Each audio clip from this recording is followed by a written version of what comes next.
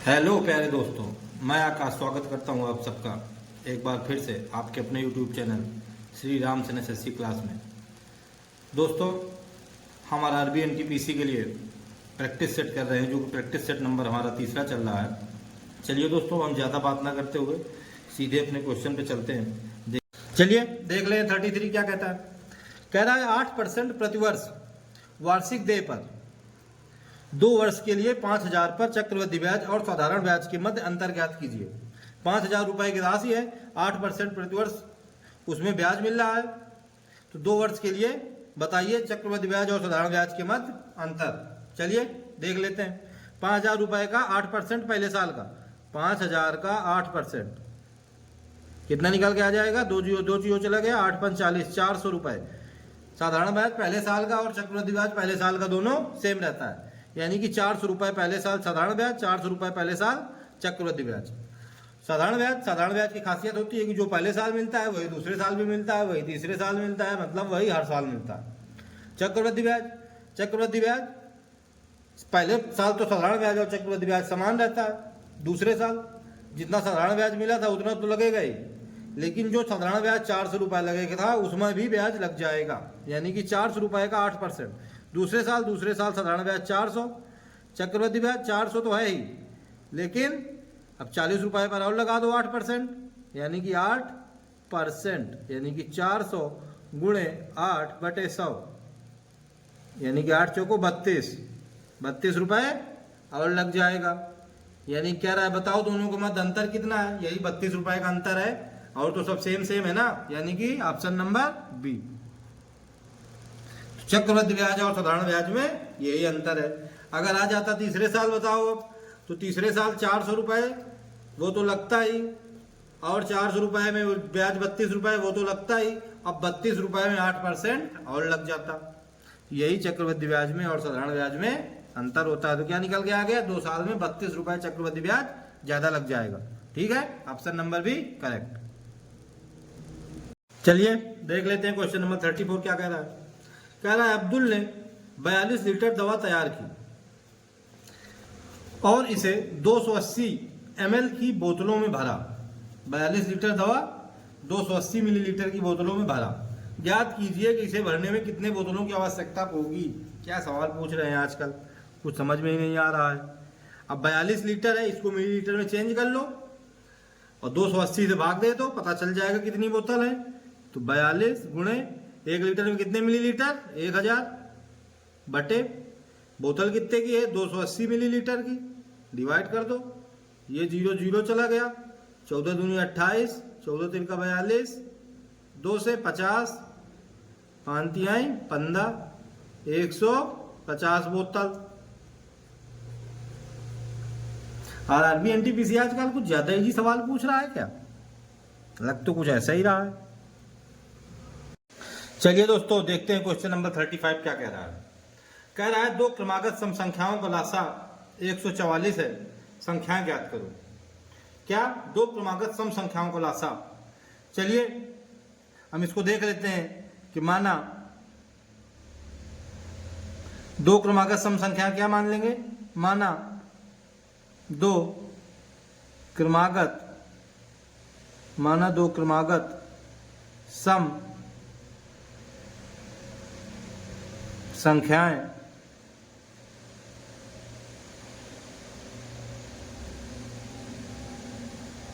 मानो 2 क्रमागत सम संख्याएं क्या मान ले रहे हैं? एक मान ले रहे हैं x, कामा दूसरी हम मान लेंगे x+2। ठीक है दोस्तों, हमें ये पता है कि हमारी क्रमागत सम संख्याएं होती हैं, जो ये तो हमारी क्रमागत सम संख्याएं हों चाहे हमारी क्रमागत विषम संख्याएं हों, उनका HCF क्या होता है? मासा बराबर, उनका मासा दोस्तों यही 2 हो जाता है। मासा क्या हो गया? मासा हो गया 2। हम जानते हैं कि 2 संख्याओं का लासा 2 संख्याओं का लासा गुणे मासा बराबर संख्याओं का गुणनफल। क्या होता है, बराबर संख्याओं का गुणनफल। चलिए हम देख ले रहे हैं। हमें दिया हुआ दो संख्याओं का लासा 144 गुणे मासा हमें दो निकाल, हमें पता है कि होता है संख्याओं का गुणनफल। संख्याएं हमारी एक x है गुणे एक है x प्लस 2। हम जब इसको सॉल्व करेंगे तो ये आ जाएगा 288 बराबर, इसको सॉल्व करेंगे तो ये आ जाएगा x स्क्वायर प्लस 2x। हम जब इसको और सॉल्व करेंगे तो ये आ जाएगा x square plus 2x minus का 288 बराबर 0। अब ये हमारा एक द्विघात समीकरण बन गया। अब हम इसको सॉल्व करेंगे और x की वैल्यू ले लेंगे तो हमारा क्या निकल के आ जाएगा, हमारा निकल के आ जाएगा x स्क्वायर प्लस, अब जब इसको फैक्टर करेंगे तो ये आएगा 18x माइनस का 16x माइनस का 288 बराबर 0। तो आ गया x square plus 18x minus 16x minus 288 बराबर 0। जब 288 के फैक्टर करेंगे तो 18 गुणे 16 आएगा, तो 18x प्लस का माइनस का 16x तो प्लस का 2x आ जाएगा। अब जब और सॉल्व करेंगे तो आ जाएगा x बराबर माइनस का 18 x बराबर 16। तो हमें माइनस वाली वैल्यू नहीं लेनी है, हमें प्लस वाली वैल्यू लेनी है। तो हमारा निकल के आ जाएगा x बराबर 16, यानी कि हमारी एक क्रमागत संख्या 16 आ गई। तो उसमें दो और ऐड करने, दूसरी आ जाएगी 18, जो कि हमारा ऑप्शन नंबर ए में गिवन है। तो हमारा ऑप्शन नंबर ए बिल्कुल करेक्ट। चलिए देखते हैं क्वेश्चन नंबर 36 क्या कह रहा है। क्वेश्चन नंबर 36 कह रहा है संजय और जैकब 7 मीटर प्रति सेकंड और 5 मीटर प्रति सेकंड की गति से समान बिंदु से विपरीत दिशाओं में दौड़ना आरंभ करते हैं। कह रहा है 42 मिनट बाद वे एक दूसरे से कितनी दूरी पर होंगे। कह रहा है कि समान बिंदु से, मान लो ये बिंदु था, यहां से इधर की तरफ दौड़ रहा है संजय और इधर की तरफ पश्चिम की तरफ दौड़ रहा है जैकब। संजय दौड़ रहा है 7 मीटर प्रति सेकंड की स्पीड से, जैकब दौड़ रहा है 5 मीटर प्रति सेकंड के स्पीड से। अब कह रहा है कि 42 मिनट बाद वे एक दूसरे से कितनी दूरी पर होंगे। कितने दिन बाद? 42 मिनट बाद। हमें पता है कि फार्मूला होता है चाल बराबर, क्या होता है, चाल बराबर दूरी बटे, चाल बराबर दूरी बटे समय। क्या होता है? चाल बराबर दूरी बटे समय। हमें दोस्तों चाल दी हुई है कि 5 मीटर प्रति सेकंड और 7 मीटर प्रति सेकंड की चाल से दौड़ रहे हैं। हमसे दूरी पूछा है और हमको समय भी दिया है 42 मिनट। जब निश्चित बिंदु से या समान बिंदु से दो व्यक्ति विपरीत दिशा में भागें या एक ही दिशा में भागें तो हमें उनकी रिलेटिव स्पीड लेनी पड़ती है। तो हम इसमें रिलेटिव स्पीड लेंगे, क्योंकि ये विपरीत दिशा में भाग रहे हैं तो इनकी रिलेटिव स्पीड यानी कि रिलेटिव चाल क्या हो जाएगी, यानी कि सापेक्ष चाल, सापेक्ष चाल क्या हो जाएगी, सापेक्ष चाल हो जाएगी 7 + 5 यानी कि 7 + 5 बराबर 12 मीटर प्रति सेकंड। हमसे पूछ रहा है दोस्तों दूरी, तो दूरी क्या निकल के आ जाएगी, दूरी बराबर निकल के आएगी चाल गुणे समय, चाल गुणे समय। दूरी क्या निकल के आ जाएगी, दूरी निकल के आएगी चाल गुणे समय। दूरी हमसे पूछा है, चाल है 12 मीटर प्रति सेकंड, लेकिन हमारे सब ऑप्शन दोस्तों किलोमीटर में दिए हैं तो हमें मीटर प्रति सेकंड को किलोमीटर में बदलना पड़ेगा। जब मीटर को किलोमीटर में बदला जाता है तो 1000 का मल्टीप्लाई किया जाता है इंटू अपान में सेकंड है, सेकंड को हमें घंटा में बदलना है। 1 घंटा में 60 मिनट और 60 मिनट में 60 सेकंड यानी कि 3600 सेकंड, 3600 का ऊपर मल्टीप्लाई होगा गुणे समय। समय कितना दिया हुआ है, समय दिया हुआ है 42 मिनट। 42 मिनट को हमें घंटा में बदलना है। जब घंटा को मिनट में बदलते हैं तो 60 को मल्टीप्लाई कराते हैं, मिनट को घंटा में बदलेंगे तो 60 से डिवाइड कर देंगे। हमें कुछ नहीं करना है, हमें सिर्फ सॉल्व कर लेना है और आंसर ले लेना है। चलिए हम सॉल्व करते हैं। तो 1 0 से 1 0 चला गया, एक और 0 से एक और 0 चला गया। अब इसको 6 से काट देते हैं तो ये आ जाएगा 6, 6 × 36 और काट देते हैं, ये आ जाएगा 2 50 दूनी 100, ये आ जाएगा 21 दूनी 42 और 2 से काट देते हैं तो ये आ जाएगा 2 25, ये आ जाएगा 2 छक्का 12, यानी कि निकल के आ गया, क्या निकल के आ गया, निकल के आ गया 6 × 6 यानी कि 36 × 21 बटे 25। क्या आ गया, 36 × 21 बटे 25 निकल के आ गया। ठीक है दोस्तों, अब हम इसको सॉल्व कर लेंगे और आंसर ले लेंगे। चलिए मल्टीप्लाई कराते हैं।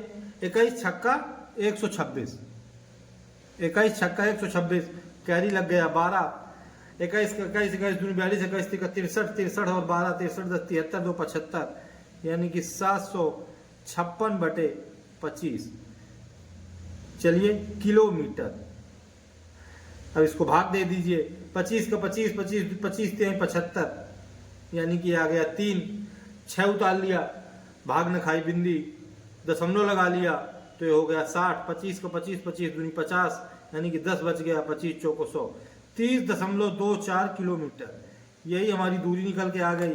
क्या निकल के आ गई? 30.24 किलोमीटर। यही हमारा आंसर हो जाएगा। ऑप्शन नंबर ए बिल्कुल करेक्ट हो जाएगा।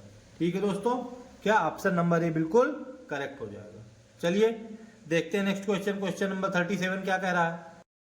देख रहे हैं क्वेश्चन नंबर 37 क्या कह रहा है। क्वेश्चन नंबर 37 कह रहा है 25 कुर्सियों का क्रय मूल्य 20 कुर्सियों के विक्रय मूल्य के बराबर है, लाभ प्रतिशत ज्ञात कीजिए। क्या कह रहा है? 25 कुर्सियों का क्रय मूल्य यानी कि 25 सीपी बराबर 20 कुर्सियों के विक्रय मूल्य यानी कि 20 एसपी के बराबर है।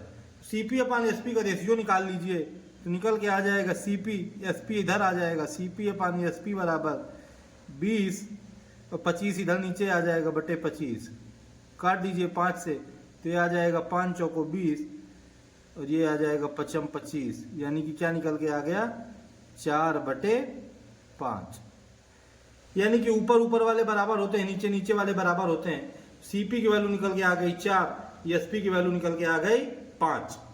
हमसे पूछ रहा है लाभ प्रतिशत। क्या पूछ रहा है? लाभ प्रतिशत बराबर क्या होता है? तो क्या दोस्तों, सीपी अपान एसपी निकल के आ गया 4/5, लाभ प्रतिशत बराबर एसपी माइनस सीपी यानी कि 5 में 4, 5 - 4 बटे सीपी यानी कि क्रय मूल्य गुणे 100, 5 में 4 चला गया 1, 1/4 गुणे 100 बराबर 25%, यानी कि लाभ परसेंट क्या निकल के आ गया? लाभ परसेंट निकल के आ गया 25%, जो कि ऑप्शन नंबर सी में गिवन है। क्या हो जाएगा आंसर? Option number C. ठीक है दोस्तों, इस तरह से हमने आज प्रैक्टिस सेट नंबर तीसरा फिनिश कर दिया है, जो कि हमारी आरआरबी एनटीपीसी और ग्रुप डी दोनों के लिए मोस्ट इंपॉर्टेंट था। दोस्तों आप लोग इन क्वेश्चनों की प्रैक्टिस अच्छे से कीजिए और आपको जिस भी क्वेश्चन में कोई भी डाउट हो तो कृपया कमेंट बॉक्स में मुझे बताएं, तो मैं उसका सॉल्यूशन आपको अगले वीडियो में जरूर दूंगा।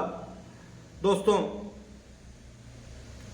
तो मैं आप लोगों को मेरे क्वेश्चन देखने के लिए बहुत बहुत धन्यवाद देता हूं। और दोस्तों अगर आप लोग मेरे चैनल में नए हैं तो कृपया मेरे चैनल को सब्सक्राइब